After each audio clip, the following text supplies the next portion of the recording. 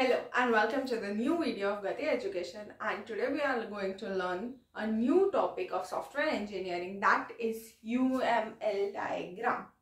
So UML diagrams are a bit important for the subject, and today we are going to learn one of it, that is use case diagram. So I personally believe use case diagram is the easiest out of them. So I have decided to teach you this first. So here in this video, we are going to discuss the components of the use case diagram and thereafter how to draw the use case diagram, and we'll discuss one of the example. So let's just get started. So use case diagram has some components. Number one component is boundary. So boundary means the boundary of the whole diagram, the system.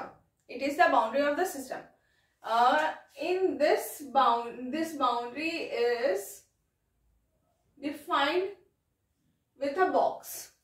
In this box, all the system working will be there. What is use case now? Use case is defined.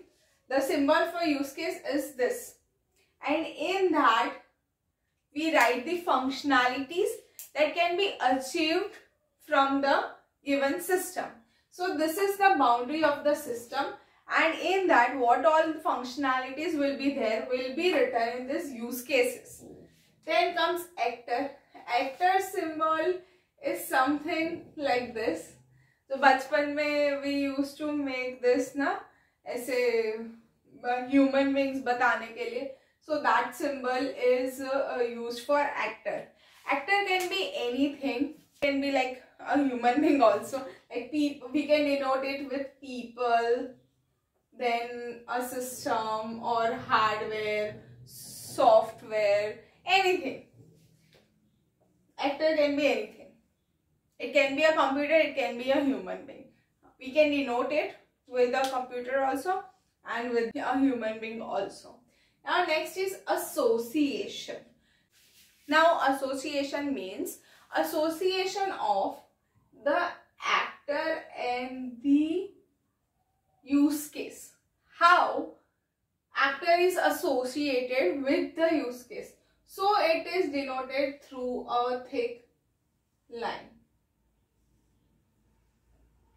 Just a single line.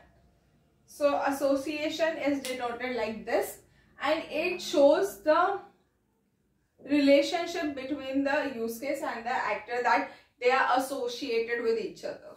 Now next is generalization. The symbol for generalization is something like this, which is used to show some same type of functionalities or system, that they are similar to each other sort of thing. Now next is include. Includes symbol is something like this, wherein we write includes, and this means one of the use cases functionality is included into the other one. If there's some use case which is already defined and has some functionality of another use case which we are going to define or something like that, we show that includes, like this functionality is included into that use case. For that thing, this includes is used. Next is extends. Extends is also similar sort of symbol. It means it extends the use case's functionality. Like there's one use case, it is the basic thing, and usse kuch naya, like the upper version something, we are having the functionality. Then it is used to show the relationship that it extends the other use case. And the last is constraint. Constraint symbol looks something like this. Here we write in curly braces condition. This condition means there's some condition existing between the actor and the activity or the functionality, whatever you want to say. So these are the components of a use case diagram, and using all these components we are going to make a use case diagram. So let us see an example of use case diagram. So now let us see an example of use case diagram of an ATM machine. If we draw the use case diagram of the system of ATM machine, then how it would look like, let us see. So first of all, the system boundary. So let us draw this system boundary. The first component was system boundary. So I have drawn the system's boundary. Now next is use cases, actors and the association. So let us first decide the actors. So first of all, actor क्या होगा? Like my first actor will be people or customer who would use the ATM first of all. Then there can be another actor named as bank system or bank, whatever, because people will be using the system and bank will be the back-end person, like back-end thing which will take care about the smoothness of the ATM machine system, right? So एक actor, one of my actor is people and the other is bank system. As in that, what we can think of is a actor as a teller who deposits the money in the ATM machine, right? And there can be a admin of the system who takes care of the whole system. So now as we are done with the boundary and the actors, let us move on to the use cases. What all use cases can be defined and what all functionalities this system can have. So first of all, login. Like we need to enter our card number and everything. Either card number, say transaction we do, or we enter the PIN, our card and everything. So in short, I am stating that use case as login. So I am stating my use case as login. Then what else I can do with the ATM machine? I can withdraw money. So money withdrawal. Then I can deposit money. So money deposit. Then what I can do? I can change PIN.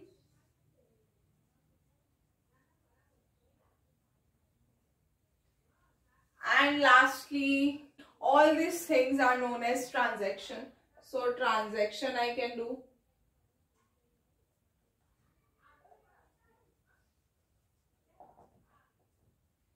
And transaction can be done using a debit card or a credit card, like account number or anything like. So these all are my use cases. Now next is association. So I need to show the association of my actors with my use cases. So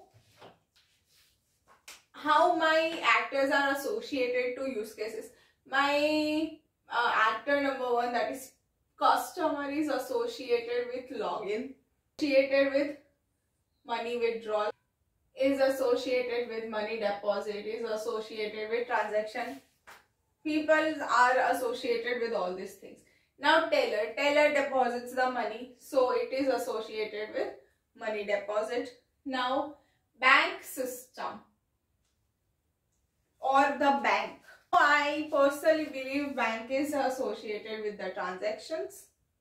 Then admin, the admin is associated with the login thing. Now, there is something to which the actors are not directly associated. That is change PIN, debit card, credit card, account number and etc.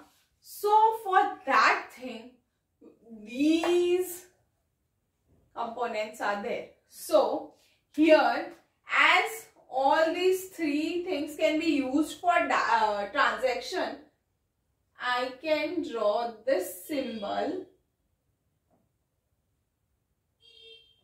that is generalization for all of them. So these three use cases generalize one use case, that is transaction.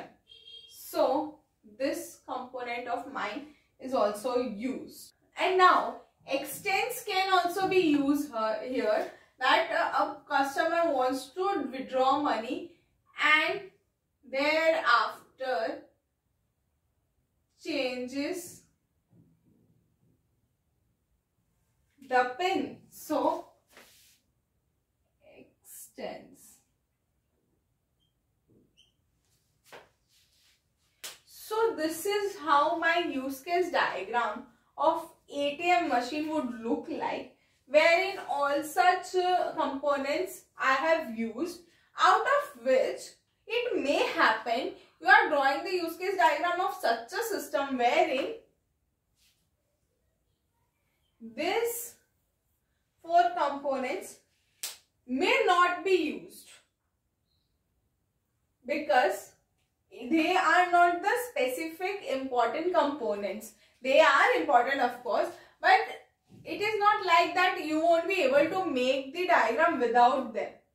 But when it comes to the system boundary, the use cases, actors and the association, these four are some components without which your use case diagram cannot be made.